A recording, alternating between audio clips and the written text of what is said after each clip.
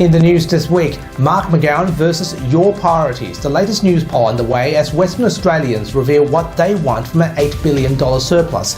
A WAME News exclusive. Bromance 2.0. Will Mark McGowan and PM Scott Morrison hang out in public again before the election? 1 year memorial for the 7-year-old girl who died waiting for treatment at PCH. Plus, an official preview of 6 News' big interview with the Prime Minister, and later, Dr. Andrew Miller's comment. This is The Evening News with Ivan Loon and Melissa Thorne.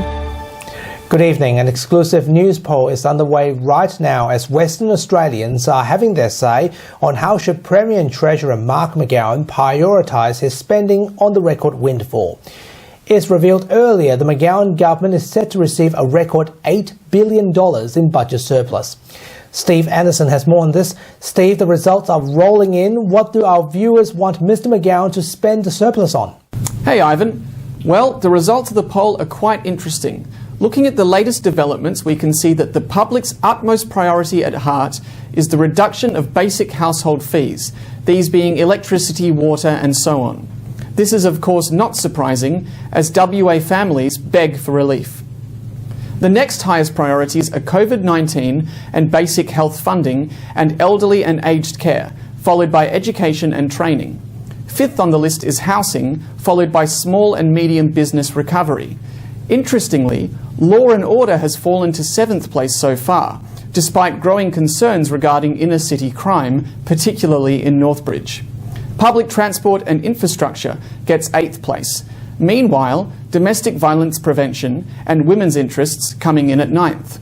Climate change and environment sits at 10th place, regional developments at 11th, and the government promise of pay down of debt at 12th. Youth and Indigenous wellbeing sits at place number 13, Veteran Affairs at 14, and community issues including sports and multicultural affairs coming in at place number 15.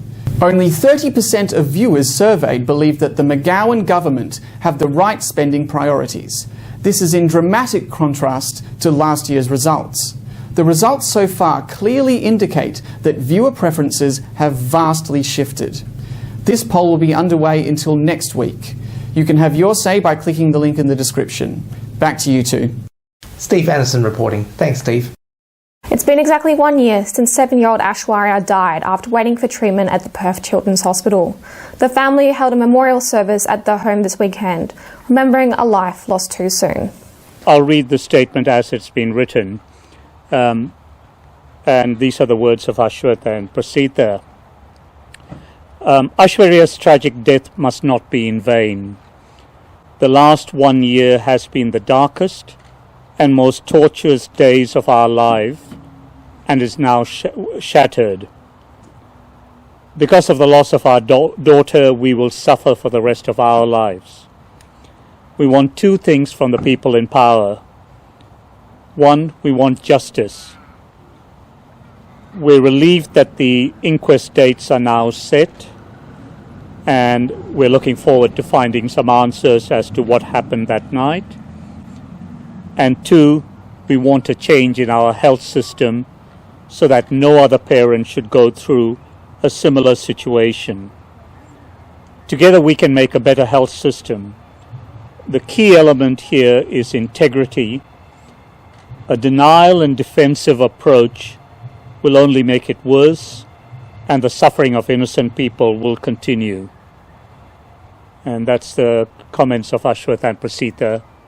And they ask that you just bear with them in the fact that they are not able to deliver it personally. As the federal election is just around the corner, the talk of Premier Mark McGowan and Prime Minister Scott Morrison hanging out remains a possibility. With the federal budget just handed down this week, Federal Attorney General Michaelia Cash joins us on whether McGowan and Morrison will hang out again. Attorney General, thanks for your time. As the election draws to a close, will Prime Minister Scott Morrison and Mark McGowan hang out together again? Are there any plans at all? Well, certainly the Prime Minister of Australia, Scott Morrison, is a good friend to Western Australia. He is, of course, the Prime Minister, and when he was Treasurer, responsible for ensuring that WA gets its fair share of GST. So he's a great friend to Western Australia. And yes, of course, we will see him in Western Australia, in particular over the election campaign. It was great to have the Prime Minister in town recently. And as you know, we've worked cooperatively with Mark McGowan as Premier to deliver in the interests of Western Australia. And the recent announcement was, of course, the additional funding for the Perth City deal and that iconic Swan River Bridge, which we're announcing. You know, as we've always said, this is a contest between Prime Minister Scott Morrison and Mr Albanese. Mr Albanese does not back Western Australia. Scott Morrison does. In relation to the Premier, Premier McGowan will still be the Premier the day after the federal election. This is all about backing the Prime Minister who believes in Western Australia, who has worked hard to ensure that Western Australians get that fair share of GST, and that's exactly what he has done.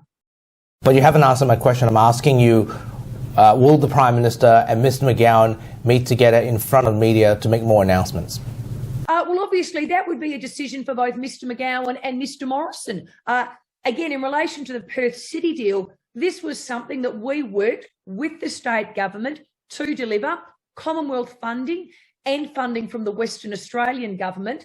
So it was great to be able to stand up together, Commonwealth and Western Australia working together to deliver in the best interests of Australians. I'd be more worried if I was Mr Albanese, though, because the last time he touched down in WA, it was a little embarrassing, the reception he got from the WA government. I mean, it was clearly not welcome by Mr McGowan. But, you know, from the Commonwealth's perspective, it's all about delivering in the best interests of Western Australia. And yes, that does mean that we will work with the McGowan government. And I think we've shown that we can, in particular, given that recent fantastic Perth City deal announcement. Okay, so cost of living relief is a major focus of this year's budget. How much money will an average Australian be better off before the election?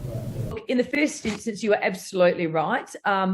Cost of living is really important to Australians. So when you look at the budget that we brought down on Tuesday night, it provides cost of living relief now for Australians. But at the same time, what it does is say to Australians, we have a long-term economic plan that is going to create more jobs. We are also putting record investment into the essential services that are just so important to Australians. And as you and I have discussed on many occasions, stronger defence and national security. But in terms of that cost of living relief that we can provide up front, I mean, we listened to Australians. You know, they told us that the price of petrol was hurting them.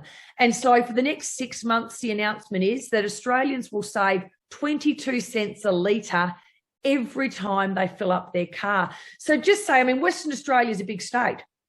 Western Australians, we know what it's like to have to drive long distances. So a family, say with 2 cars, who fill up once a week, they'll save around $30 a week or around $700 over the next 6 months. So that's something that the government can directly do. And it's because of the situation in Ukraine, and all the feedback that I get is people understand this is a situation that has occurred because what's occurring globally in the Ukraine. What can the Australian government do to provide that relief? We can cut the fuel excise, and we're doing that, and you'll save 22 cents a litre. And that announcement was valid as at election night. And Senator Cash's full interview is coming up on this broadcast in 5 minutes, followed by Dr. Andrew Miller's comment. Please stay tuned. WA Health announced that from April, exposure sites will no longer be listed on the Healthy WA and wa.gov.au website. From now on, only major super spreader events or major outbreak venues in Western Australia will be listed. The latest decision is based on Chief Health Officer's expert medical advice. In a statement, Dr. Andrew Robertson says the decision has been made based on widespread transmission of COVID-19. He urged everyone to continue to check in via the Safe WA or Surface WA app so they will receive notification if they attend a super spreader event. Meanwhile, contact registration at the proof of jab venue policy is here to stay. Some venues will still be subjected to jab-proof requirements, despite they are no longer required to have a contact register. WA Police mobile phone equipment is set to become more advanced with its capabilities expanded for frontline officer operations. The new abilities of WA Police's One Force app for iPhone will enable officers to manage police systems and complete operational tasks in designated police vehicles using Apple CarPlay. Under the extension, officers will have easier access to more information about an incident and real-time developments from the car's display, helping officers arrive at the scene more safely and with critical information in the McGowan government's $34 million investment. This is a world first, where those computers disappear from cars. That means the savings can be invested in greater capabilities for public safety, for solving crime. It allows officers, when the community rings 000, that we can respond faster. The opposition continues to highlight WA's ambulance ramping issue as waiting hours at public hospitals remain high. Shadow Health spokeswoman Libby Mittam says public health patients are paying the price for ambulance ramping and backlog at emergency departments. How extraordinary going into the pandemic that we had not only the lowest number of available public beds per capita, but last year we had a lesser number of ICU beds than the year before. The McGowan government cut funding out of health in their first term of office, and it's WA patients who are now paying the price by waiting outside of hospitals with paramedics. This week on the WMN Extra News Club, as the city continues to recover from COVID-19, we explore how small businesses on the main street are doing. One of Perth's favourite Indian restaurants revealed whether the business environment is improving as our state lives with COVID. This comes after level 2 restrictions were lifted this week.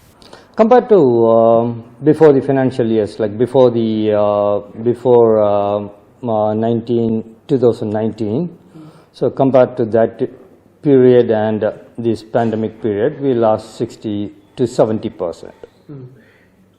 And you're certainly doing better now, or still? We doing better, but still, we are struggling for the staff members. So that is another part of this pandemic situation. So you're saying staff shortages is another part? Yeah, of course. So that is now the business is slightly picking up, but still we couldn't get the people for working.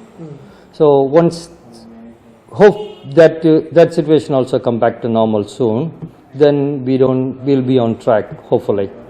You can read and watch all that plus more on the WMN Extra News Club. Subscribe to the link attached to this post and support independent local journalism. It's not often young people get to interview the Prime Minister on TV news. Well, that's happening this week as 6 News 14-year-old news anchor Leo Puglisi and reporter Roman McKinnon got to ask Prime Minister Scott Morrison some very tough questions before the election. It's the interview that will get Australia talking. Here's a preview.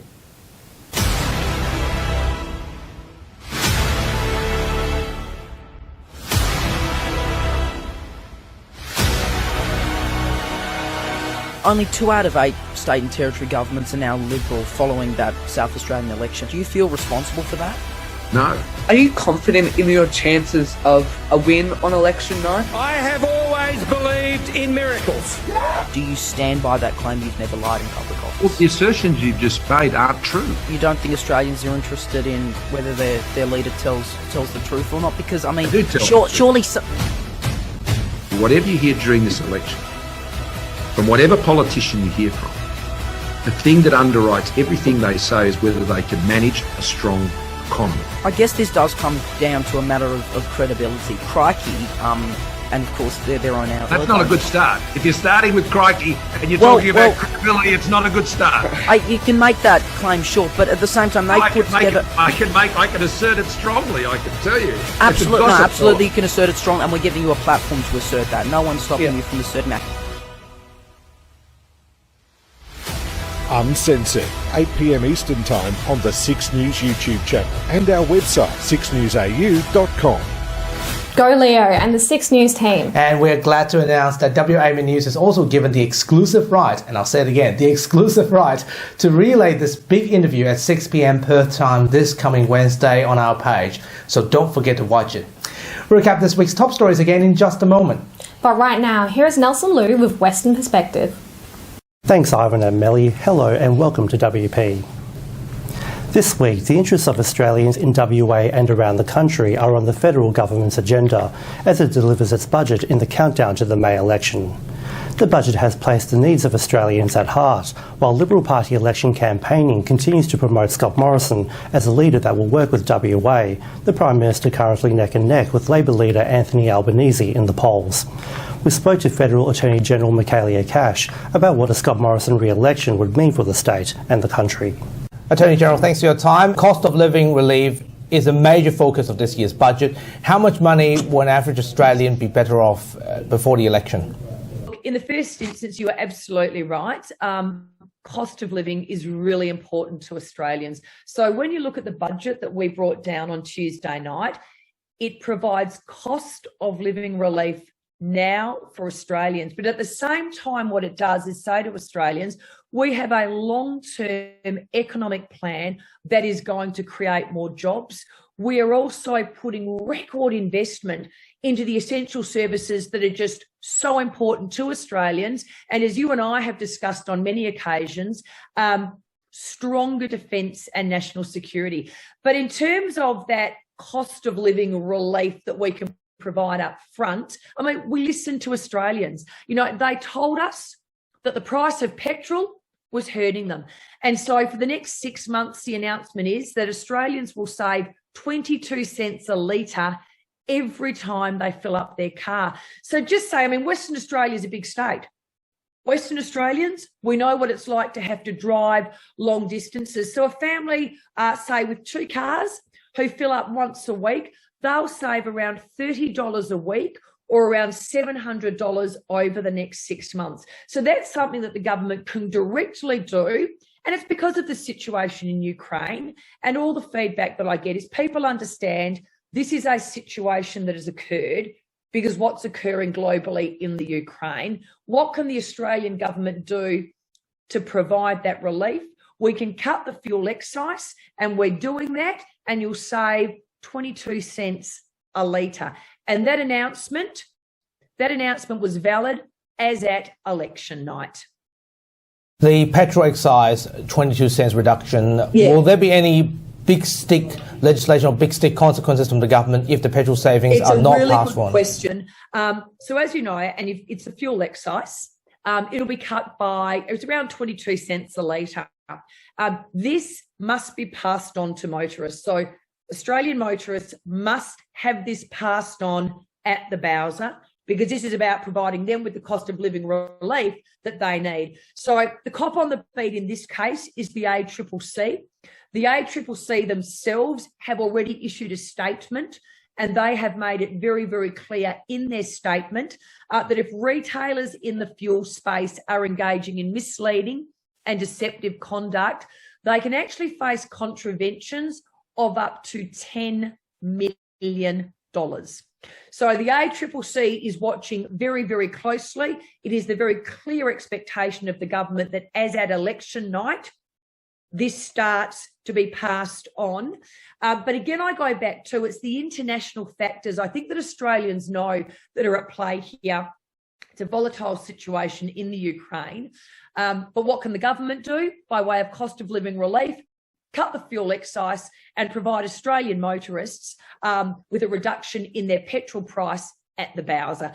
That is a good thing for Australians. So on the issue of women's interest, domestic violence and youth employment, the spending are very modest, so to say the least, but are there any spending to educate to prevent domestic violence? I'm going to have to disagree with you there, because this government, I think, has invested more than any other government, in particular in their budget for supporting women, children and vulnerable Australians. And certainly as part of our plan for a stronger Australia, as was announced on Tuesday night, we're investing, I think it's over $1.3 billion in new services to support women, children and vulnerable Australians.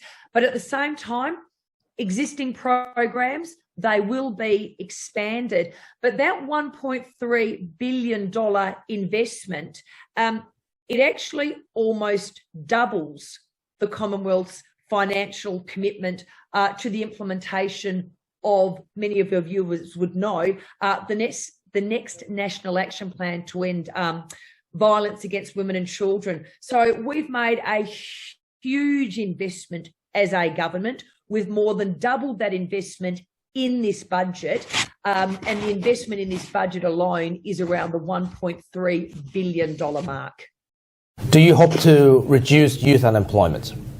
Oh, look, this is something that I'm incredibly passionate about. So when you look at Jim Chalmers, the Shadow Treasurer, he had said this on several occasions. The test for the Morrison government as they go towards the election is the level of unemployment in Australia. When we came into office in 2013, the Labor Party left us an unemployment rate of 5.7% and rising.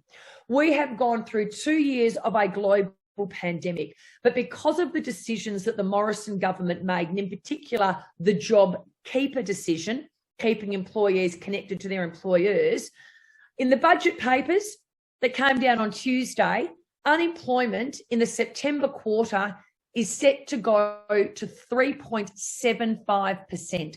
We now have even more Australians in employment than ever before. Youth unemployment in Australia was in double digits. It now has a 9 in front of it. So on any analysis, 5.7% and rising when we came to office, 2 years after a global pandemic, the lowest employment rate in 50 years is what we're predicted to go to in September. But the other investment that we've made is, of course, in apprentices. Employers, they want work-ready employees from day one. How do you get that? You invest in your apprentices, in your tradies, in your trainees. Under this government, despite COVID-19, because of the policies we've put in place, we now have more apprentices in training than ever before, and we're able to further invest in our system on budget night. That's how you get youth into work. You offer them opportunities and you work with employers who have those jobs. Kelly Cash, the Attorney General. Thanks for joining us this week. Great to be with you as always, Ivan. And now, here's AMA WA spokesman Dr Andrew Miller with his weekly COVID-19 update and commentary. Hi, thanks for your time.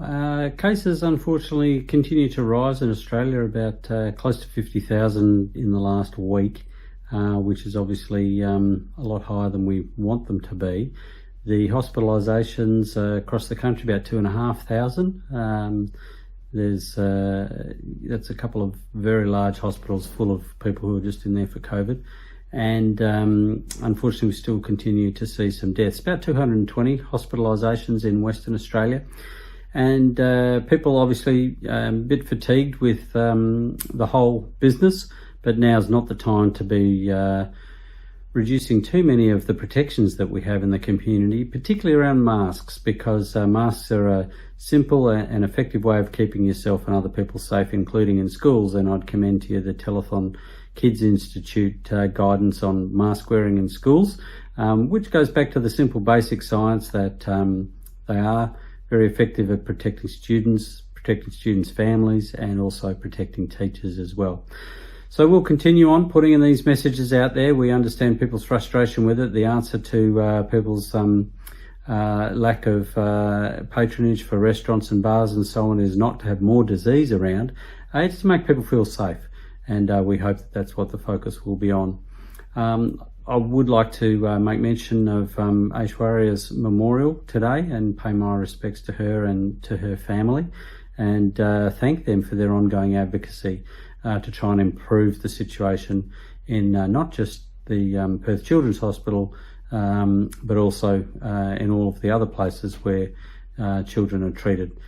It's very difficult period, I know, that they're going through, and very, very difficult to imagine what it would be like to be in their shoes, but commend them for continuing to try to get answers and to get things improved for the rest of the community. So thank you very much to those parents. And that's WP for this week. We'll be back again next time, but for now, it's back to you, Ivan and Melly. Thanks, Nelson. And here is Leo with what's coming up on 6 News tonight. Thanks, guys. Tonight on 6 News breaking news, new details coming to light about the deadly helicopter crash in regional Victoria. Plus, fallout continues a week on from Will Smith slapping Chris Rock at the Oscars. And it's the interview everyone's talking about, and it's not even out yet. Prime Minister Scott Morrison speaking to 6 News, and he cops criticism for his comments about online news outlet Crikey. You can see full details on those stories and plenty more by heading to our YouTube channel. Just search 6 News Australia to find us, or our website, 6newsau.com. For now, though, guys, it's back to you. Thanks, Leo. And that's our weekly news and current affairs, with the latest news on our website, wamnnews.com.au. Don't forget to subscribe to the WAMN Extra News Club so we can continue our work in the community.